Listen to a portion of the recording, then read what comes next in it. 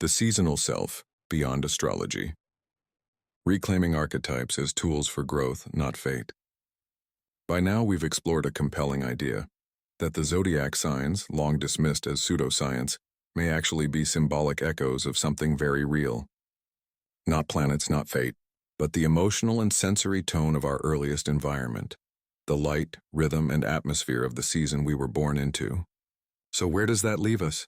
If astrology isn't literally true but feels psychologically relevant, should we abandon it and reframe it?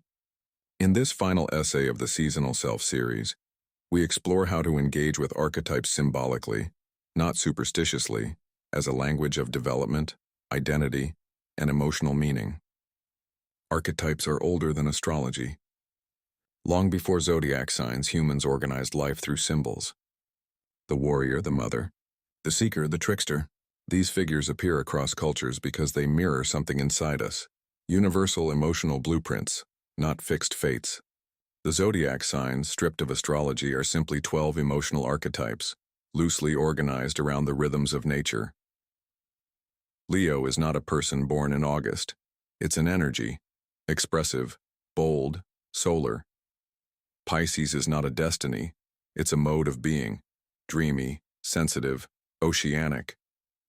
Capricorn doesn't require belief in Saturn.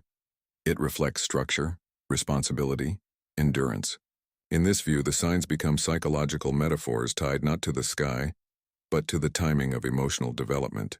A seasonal calendar of human nature. When we match the signs to seasonal developmental timing, as we've done in previous essays, they become less about prediction and more about pattern recognition, emotional pacing, identity reflection. We can then ask, which archetype describes how I experience the world emotionally?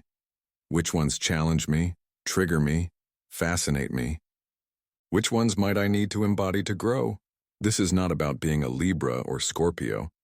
It's about recognizing that these symbols encode emotional patterns we all carry in varying degrees. Zodiac archetypes as inner tools. Think of the signs as tools in your emotional toolbox. Feeling stuck? Channel Aries, decisive, bold, kinetic, needing more care. Call on Cancer, protective, nurturing, intimate. Ready to reimagine your identity? Let Aquarius shake the system, facing an ending. Let Pisces teach you how to surrender with softness. We all have access to every archetype. Our birth season may bias us toward a few, but we can learn from and grow through the others. This is how astrology becomes psychological, not prescriptive. Letting go of fate. The most limiting thing about traditional astrology is the belief that you are somehow fixed by your birth chart, destined to repeat patterns because the stars said so. But if we see the zodiac instead as seasonal metaphors, then change becomes not only possible, but natural. You aren't bound by the emotional climate you were born into, but by understanding it, you can notice what feels familiar and what growth might require. Reframing the horoscope. Imagine rewriting a horoscope, not as a prediction, but as a seasonal reflection. This month, the Leo archetype is activated.